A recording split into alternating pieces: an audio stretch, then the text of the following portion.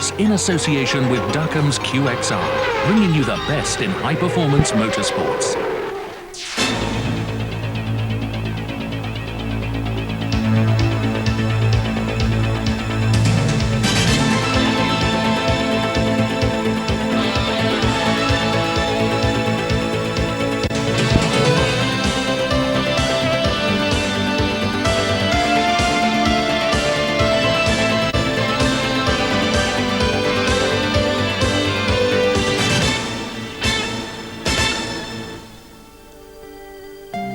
They came from Scandinavia, from America, from Europe, and all over the United Kingdom for one of the major events of the drag racing calendar, and this happened. Santa Pod and the rain don't mix. Drag racing cannot operate in the wet, it's far too dangerous. Practice, qualifying and racing was spread over 3 days. The first was a washout, the second was a washout. The third started badly, then the rain stopped. There was a chance of some racing after all if the track dried out. All hands to the pumps. We're going for it. We might not finish, but let's get warmed up.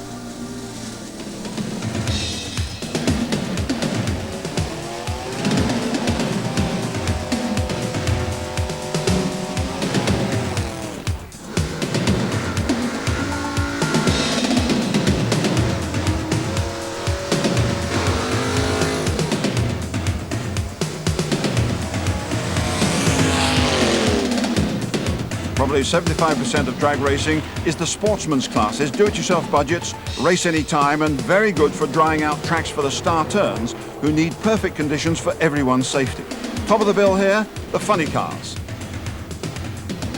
So, what is a funny car? Well, originally a factory experimental car used as an advertisement or promotion for a production car.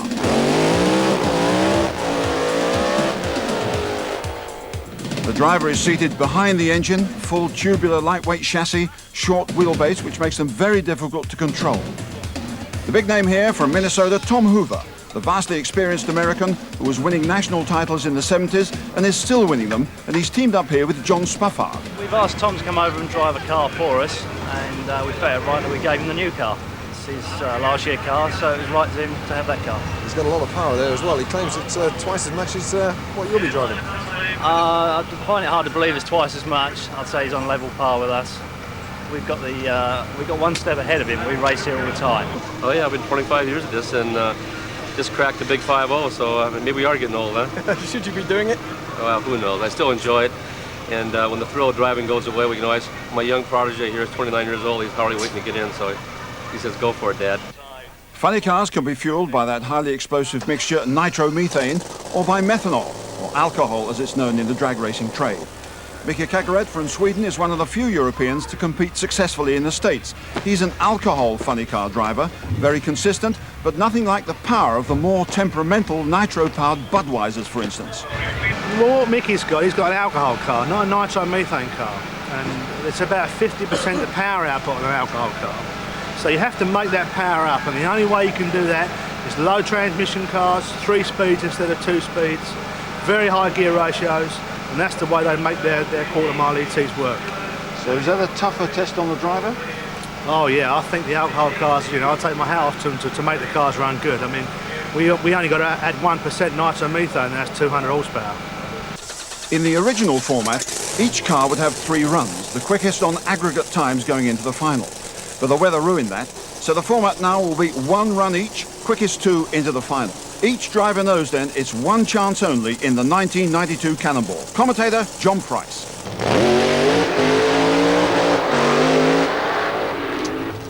Well, the 34-year-old Mats Westman competing the burnout there in the ex-Mickey Kagaret Ford Tempo.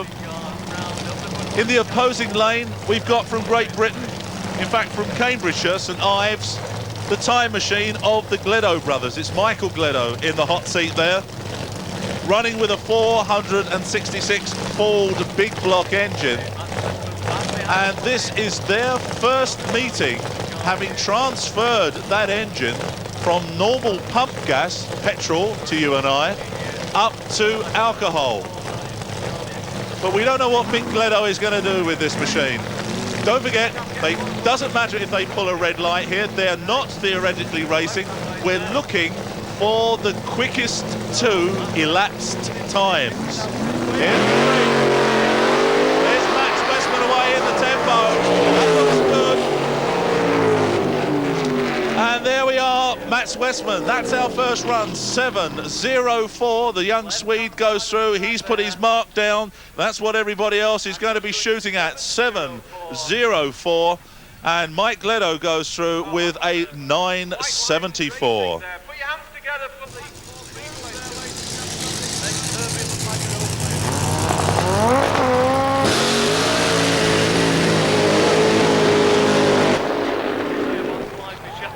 Is that wild or what?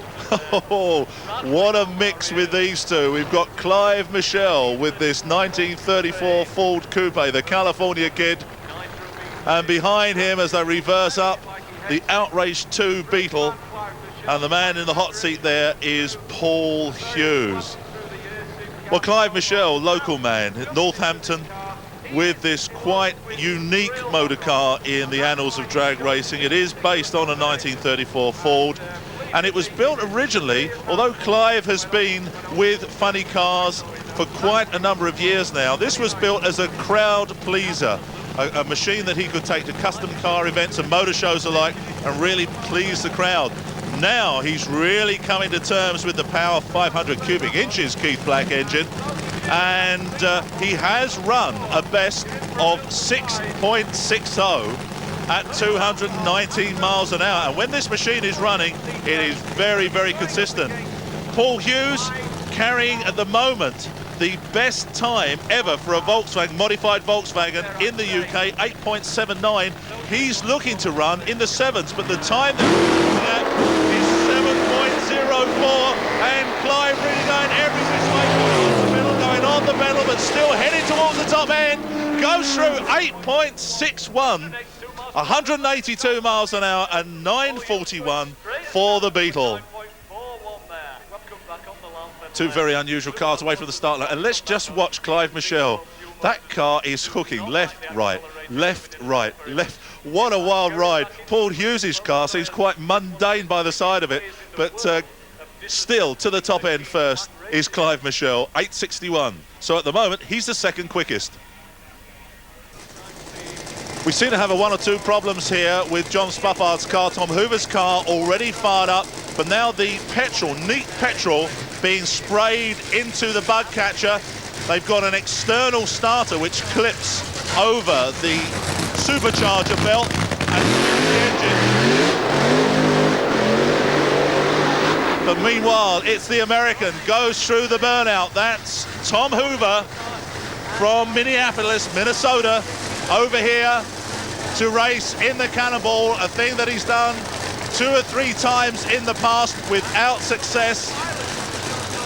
And coming round now, the Showtime car, the British man, John Spaffard. Here's the burnout.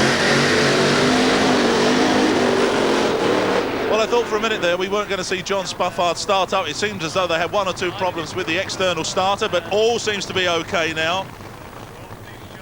Here's our view with John Spaffard as he reverses up. And all that whiteness in the car is the smoke which just lays there when they've completed the burnout. Now, both of these cars are called Showtime. Tom Hoover is driving in the green and black car, his 1990 chassis with his up-to-the-minute Joe Pisano engine. John Spaffard also with one of Tom Hoover's cars. It was built by Tom Hoover in 1988. So this really is Tom Hoover's flying circus. The man who looks after John Spaffard, Bob Jarrett, out in front at the moment. And believe it or not, the crew chief for the Showtime car of Tom Hoover is his 86-year-old father. Well, Tom Hoover in the States has run a best of 5.26. We're looking for some quick times here. It's the quickest to go into the final. Who's it going to be, Britain or America? They're making a race with him. Absolutely side by side, they go towards the top end. It's Spaffard! 5 5.84, quickest ever for John Spaffard. Wonderful stuff. Tom Hoover runs through 6.11, but there you go. The old car takes out the new car. Well, this was so close between these two Showtime cars, both Trans Ams. The green comes on, they're away together. Both look really good. Really great runs from the pair of these two. They look very, very nice indeed, but it's just at that halfway mark. Spaff just takes over, heads up, goes across the finish line. It's all over, and a 5.8 second run. At 5.84, you're setting the pace.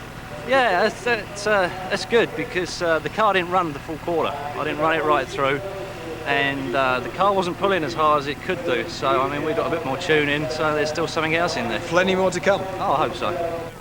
So the power of the nitro cars proving a huge advantage so far.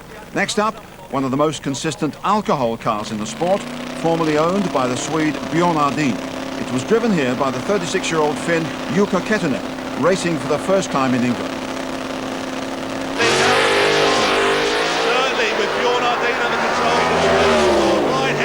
Centre line, pulls it back, goes through the top end, a beautiful run, 6.55 for the Flying Finn, 205 miles an hour, but he's not one of the quickest two.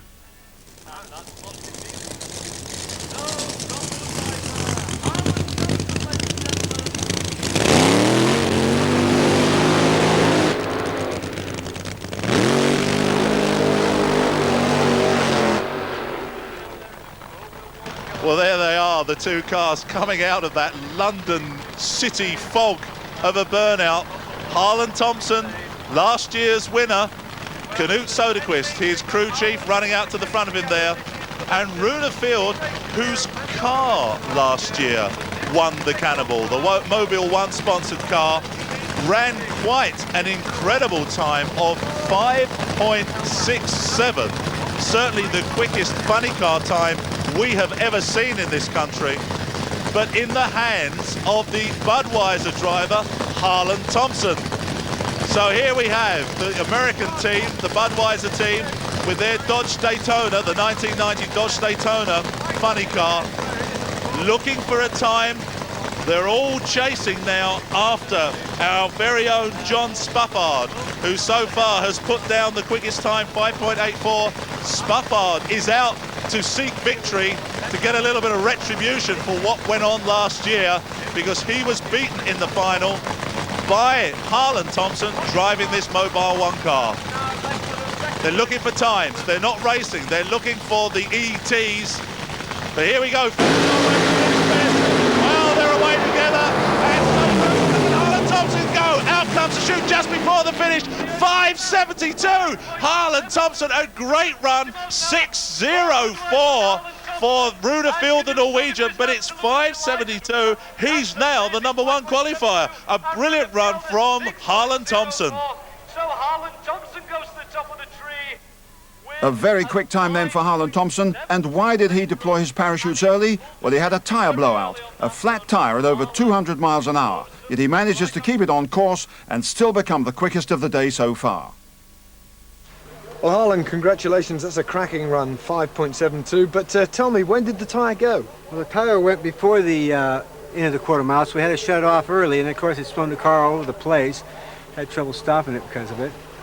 But, like, you know, as long as it's a good run, it's the quickest time, I'm thinking maybe we can get them. That's not an ideal time to get a flat tyre, is it? No, it isn't. 250 plus mile an hour. It sure isn't, but you know the old Budweiser car is a bad son of a gun, boy. It runs, and it doesn't care if it's on 3 wheels or 4. So let's have a look at... you can see the tyre is debris. completely shot here, so you can imagine what it was like over 200 miles an hour trying to ride in that thing. You wouldn't encourage that, would you? No, I wouldn't. If I could sell tickets to the amusement park, we'd make a fortune, you know.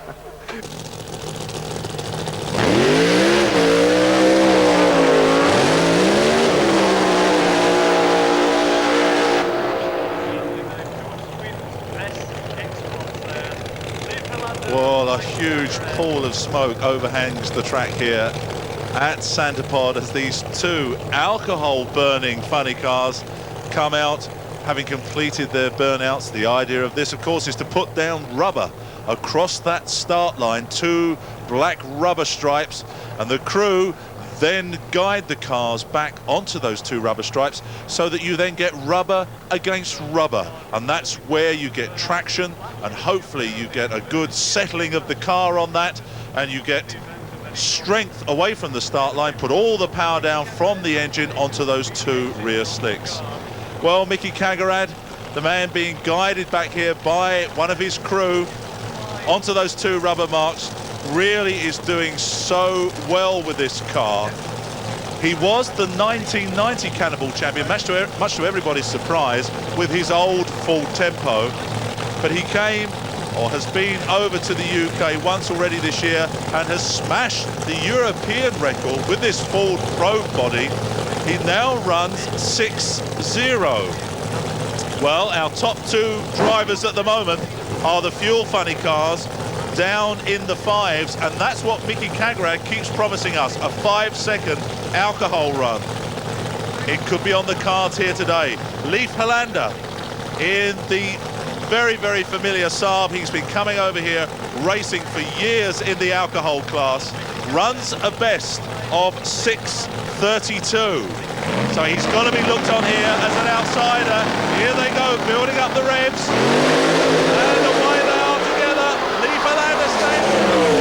They go towards the top end. The power of the probe tells. And Cagarad runs through 6:14 as opposed to 6:41.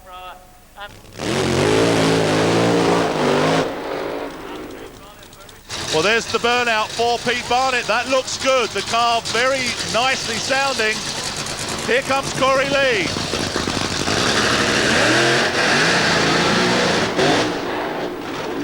Well, Corey Lee going absolutely sideways there with the Bud Dodge Daytona. Well, he's already seen his team leader, Harlan Thompson, run a 5:72. Now, Corey Lee, very, very heavily involved in drag racing in America, but in funny cars is a rookie driver.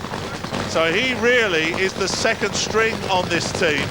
He's got it all to do, but he's up against the Nitro Force car of Peter Barnett. Peter from Cheltenham.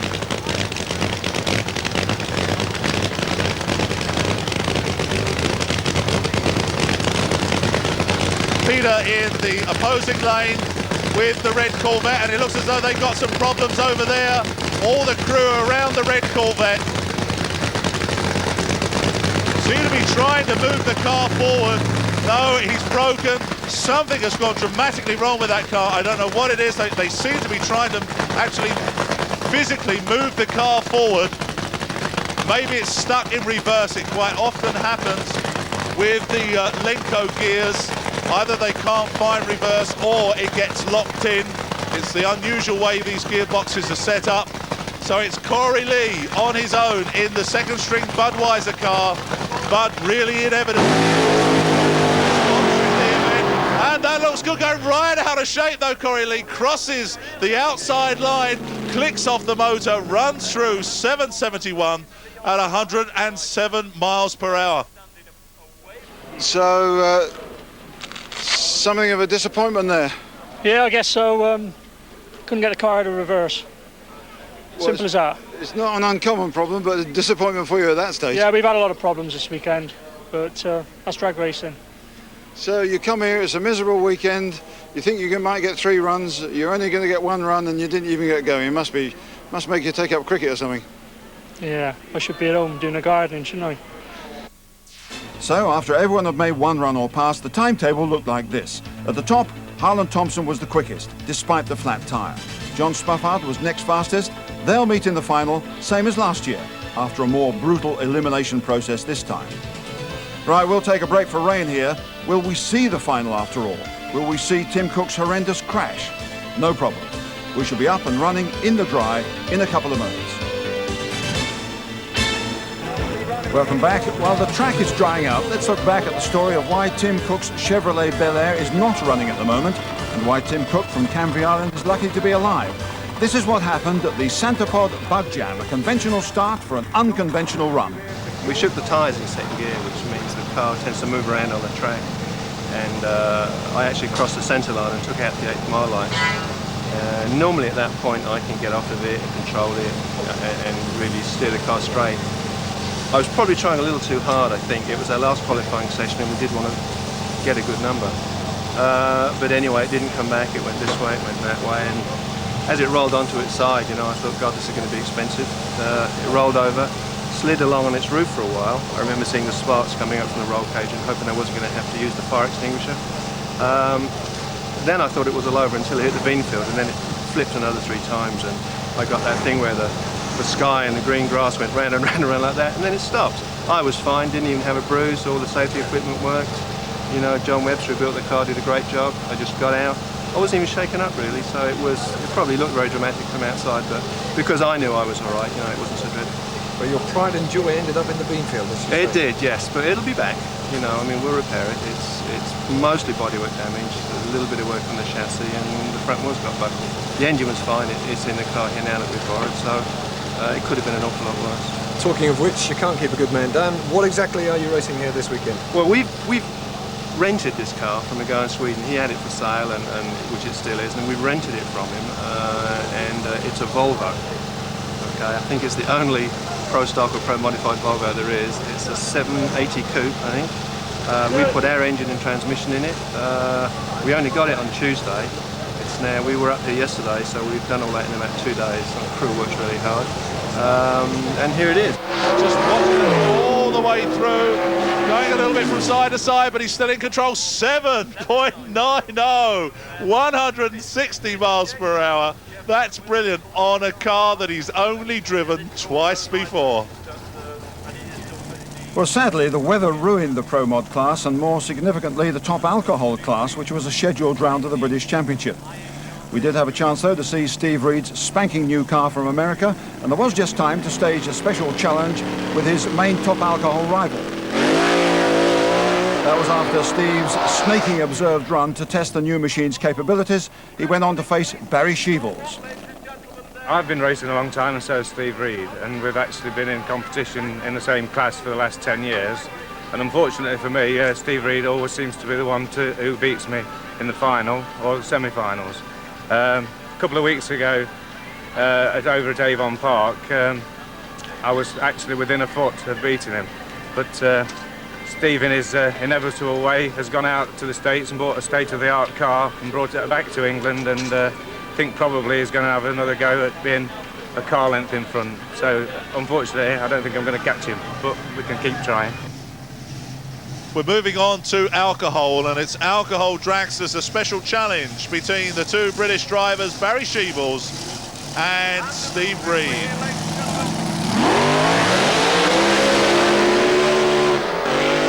And what a graphic example of how those rear wheels grow. They produce a third gear. Most of these machines only have 2 gears. Steve Reed's, in actual fact, has 3. So with the growth of those rear tyres, it's like an overdrive. It's an extra gear, making those rear wheels bigger. And of course, they gallop the miles up quicker. But you could really see that very, very easily when Steve did the burnout. They go from being fat, low wheels into tall, skinny ones. And when they're racing, by the time they've reached about half track, those wheels have grown like that.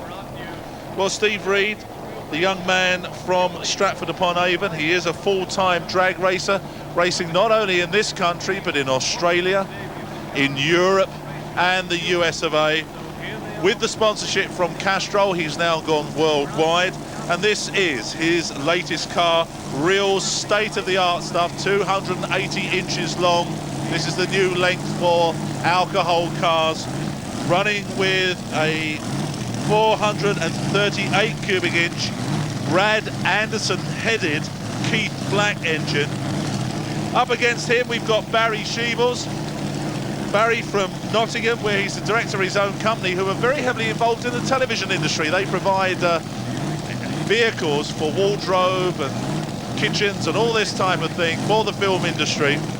He has run previously a 6.5 with his alcohol dragster called the Stagecoach.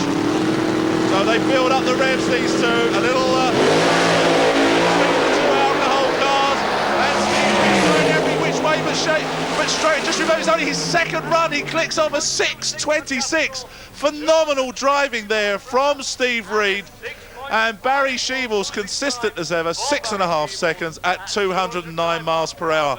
But if that is Steve Reed's only second run in that machine, what are the rest going to be like? I can see that European record being broken. They're both up at the start line. Barry Sheavels furthest away from the camera. Steve Reed, and I reckon Barry just came out of there a whisker of a second before Steve Reed. But you could see the front of Steve's car. I think what it is that it's so light, there's so much power in that machine, it's actually hooking up the front wheels, and he's fighting to control it. Well, Barry, he's done you again. Yep, only just though, and that's our quickest time ever, and the fastest speed ever, so we're well pleased. And I'll tell you, one far behind, and perhaps we can afford a brand new car next year, and then we'll give him a real run for his money. You know, when I first started racing, it was the guy called Jerry Andrews in these cars, and he was the man to beat. And if you actually beat him occasionally, you know, it was such a sense of elation. And now with us, it is in the British side anyway. They all want to beat me, but it gives them something to chase. And you're going to make him work very hard. Right, now pay attention everywhere. In the last drag racing lesson, we learned about super gas, and most of you managed to pass the exam. How would you like another little test? Oh, all right then. Well, we're going for it anyway. You too, madam. This is bracket racing. All these ET classes, ET of course being elapsed time, are for cars of different power and speed. In Super Pro ET, cars are capable of covering the quarter mile between 7 and 8.48 seconds, Mod ET between 10 and 11.49 seconds. Each driver selects his own time within these brackets, or dials it in as they call it, and the starting lights are handicapped so that the quicker dial-in starts after the slower one, so it now becomes an even race. If you go faster than your dial-in time, you're eliminated. The skill is getting as close to it as possible and getting to the line first. Right, let's look at the modified ETs with the help of brothers Gordon and Alan Smith from Sussex, and another pair of brothers, Ray and Tony Guy from Essex.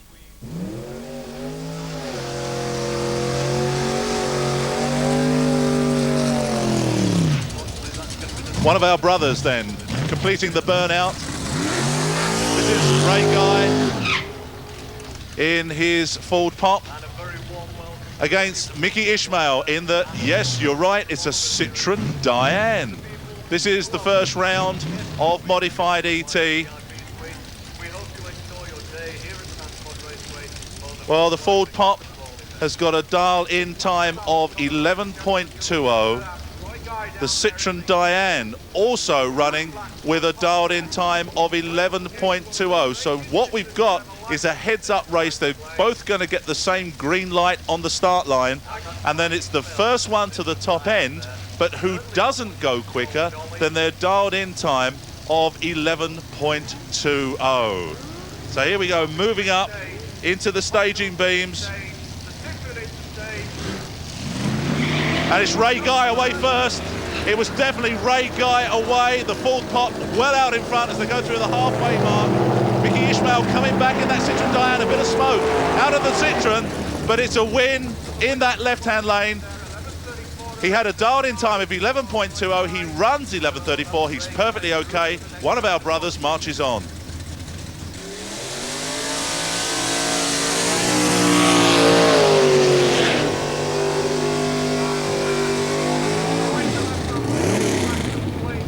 The second one of our Guy brothers here in his 1934 Model B Roadster. Very much a Ford-orientated family. Running against, in this particular race, the Red Firebird, the Jekyll and Hyde car of Eric Humphries. Now, Eric Humphries has dialed in a time of 11.45. Tony Guy has dialed in 10.60. The handicap is going to go against the black Ford Coupe of about an eighth of a second. 8/10 of a second. And there you are, there's the gap. But Tony Guy really motoring past there. You can see him holding back. He's going to dip the nose over in front if he can.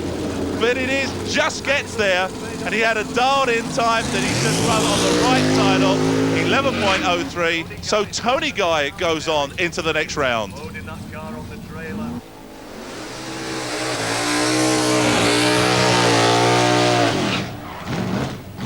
It's a brother's life, you know.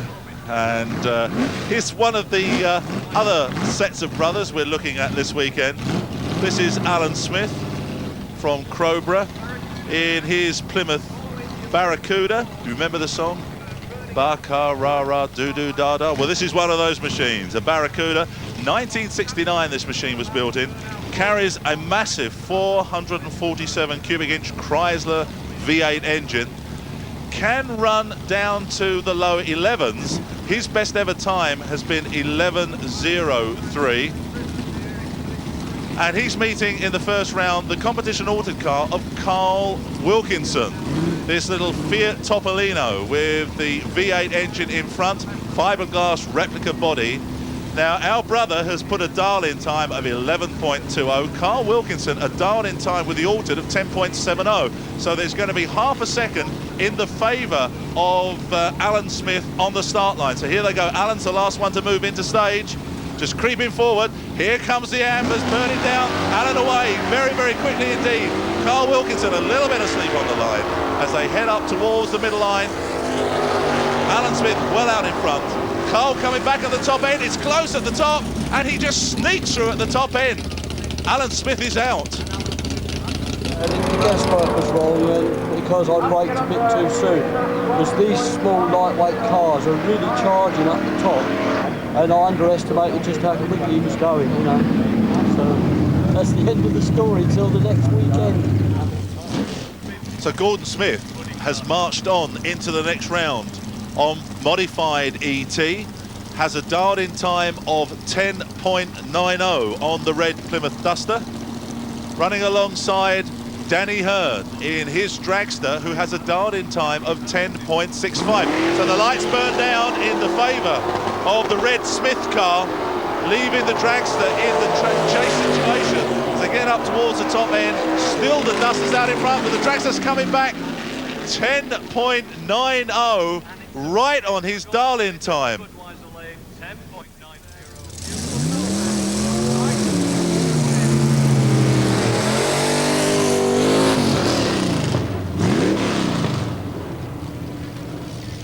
So Ray Guy has made into the next round of modified ET. And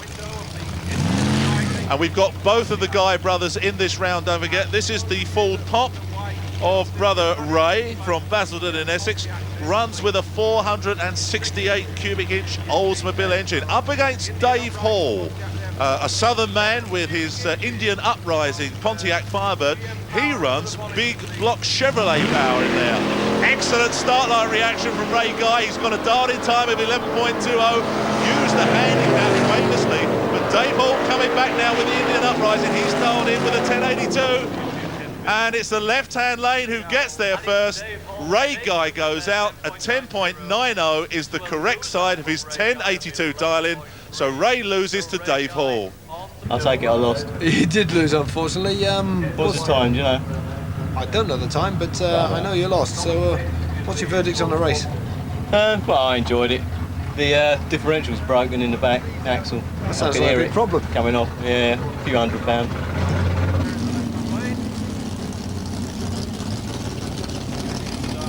Well, our remaining Smith brother, and that is Gordon Smith from Crowborough in East Sussex.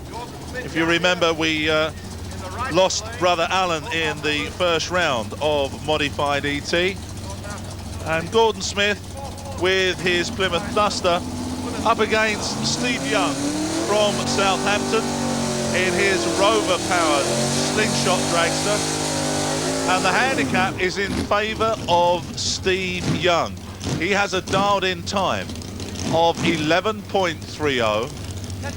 Gordon Smith, one of the Mopar brothers, as they're called, has a dialed-in time of 10.90. So it's the handicap working in favour of the dragster against the big red Plymouth. An excellent start line reaction from Gordon Smith. Sees him up and past Steve Young as they go through the halfway mark. Now Gordon wants to get to the top end and not break out of that 10.90, but he breaks out. He goes under. It's Steve Young who goes through. Well, there you are, 11.30. Steve Young absolutely consistent right the way through. It's Steve who takes the win, and Gordon loses out.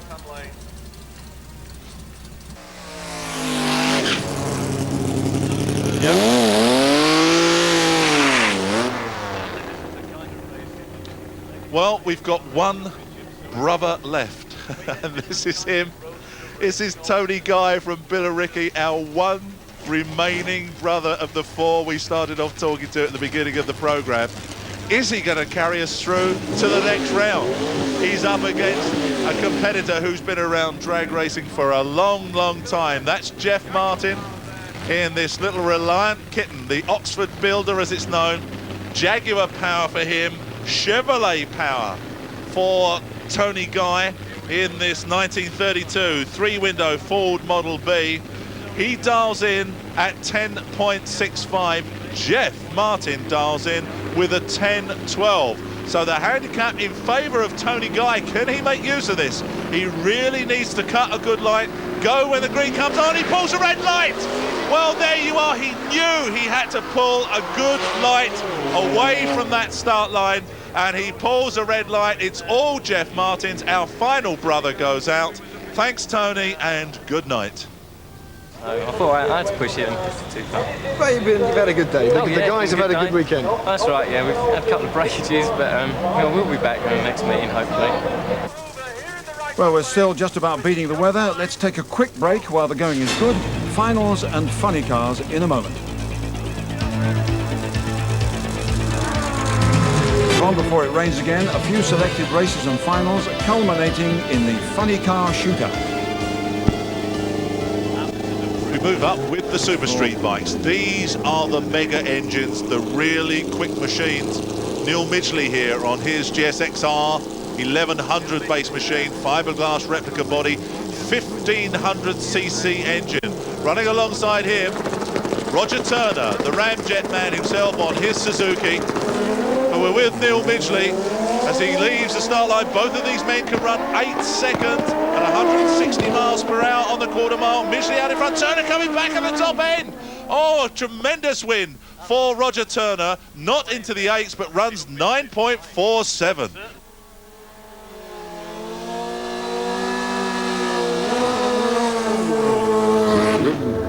It's the final of 990 bike, and it's Mark Watkins against the newly painted Ian King machine. You can see it here, really lovely colour scheme on this Suzuki. Ian King, another man who's made his way up into the drag racing divisions through ultimate street bike events all around the country.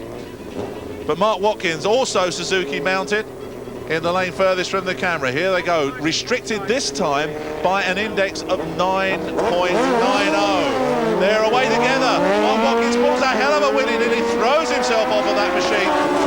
Ian King just getting down across the bike, but that's a good run for Mark Watkins. He takes the win. The final of Super Street bikes. These are these wild machines that where anything goes, still looking like a street bike, but really so much technology goes into these machines. A pair of Suzukis. This is Roger Turner, Roger the Ramjet Turner as he likes to be known, on his Suzuki, up against Ron Russell on his GS 1000 base Suzuki.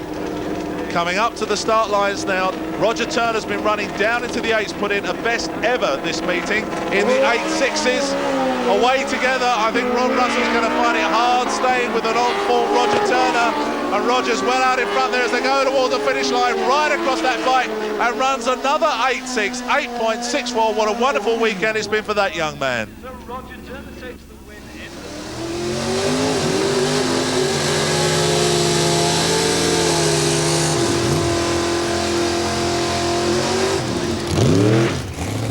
The burnout's completed, and it's Gordon Appleton with the main ingredient up against Alan O'Connor, the local man, the mechanic from Rushton, with the black and flamed Al's Gasser. This is going to be tight between these two. Both of them have got electric start line reactions. This is what Alan O'Connor has been doing all the way through this competition, cracking out an absolutely wonderful start line reaction, but he's up against Appleton here, who also can pull one out of the hat. They're away together. Appleton restricted by 990. Who's going to be brave enough to go across the finish line versus O'Connor? But it's Appleton who takes the win. He breaks out the least. So there you go. It's Gordon Appleton who takes the win. He runs 984. I said it would be a battle of the breakout, and indeed it was. O'Connor broke out most. Well, Al, it's not often you get it wrong, but you did then. I don't know, what happened? 982, you've gone under. Don't believe it. How do you explain it? Well, I thought I had the car dialed, but obviously I didn't. Yeah, that's all I can say. I thought it was dialed. I didn't think I'd break out on that one. So, did you think you'd won? I thought I had, yeah. Until we broke the happy news. Yeah. Well, I'm sorry about that. That's all right. The shame is that you really needn't to have pushed yourself there because the other guy wasn't doing particularly well. Yeah. That's the way it goes.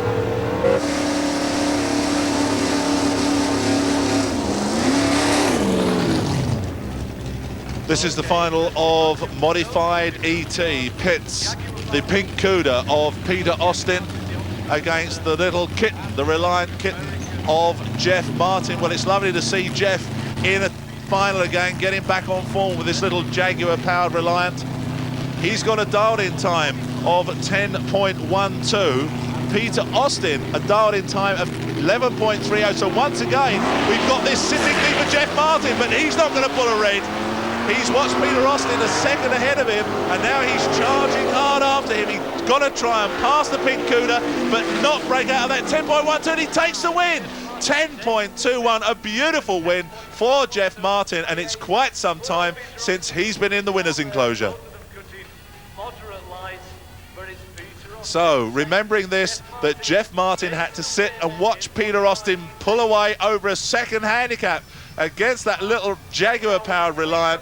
And look at the gap that's there. The big Cuda pulls away with Peter Austin at the controls, but now the little car comes flying back, running a 10.12 Darlin, didn't want to break out of that, and takes the win with a 10.21. Congratulations, Jeff Martin.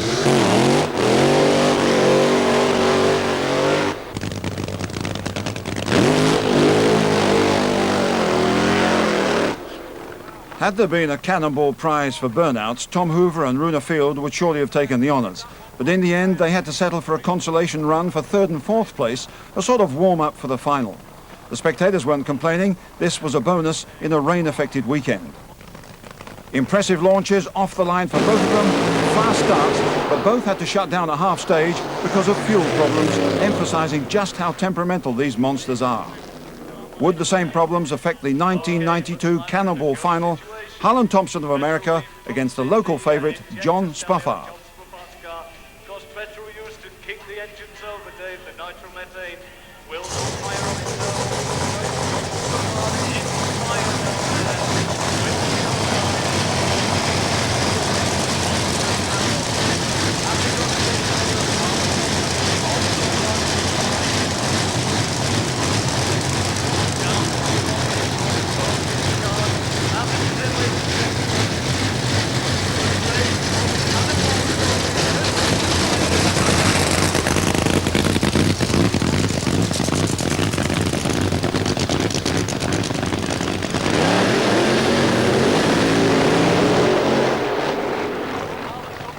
Wild burnouts from our finalists then for the Cannonball Trophy 1992 at Santa Pod, and look at the smoke inside John Spaffard's car.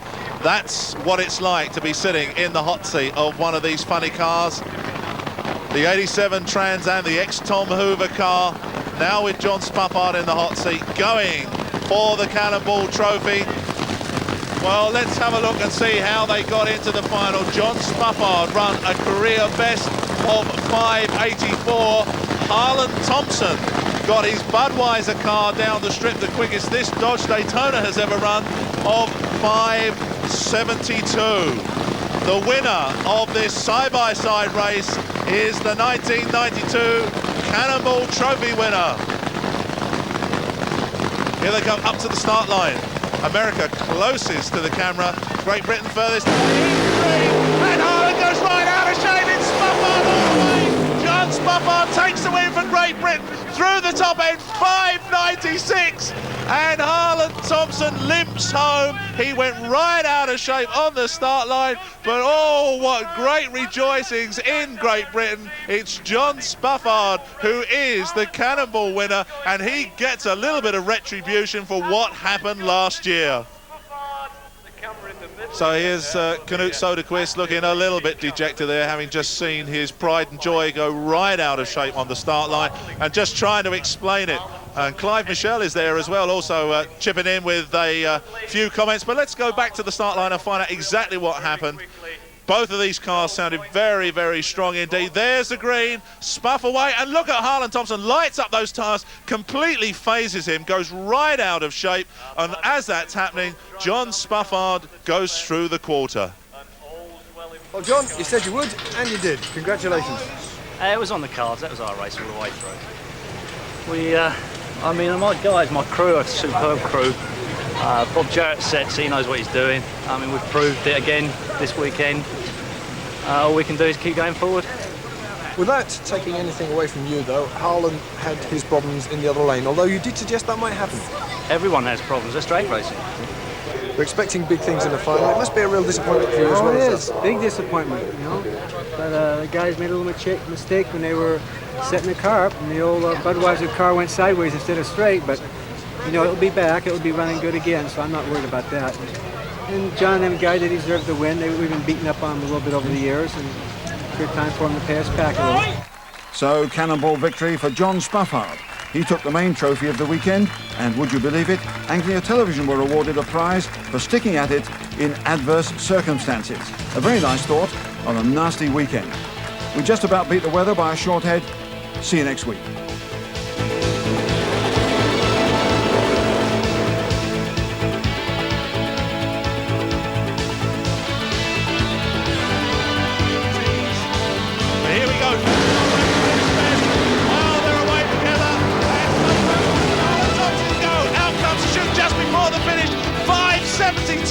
Harlan Thompson, a great run.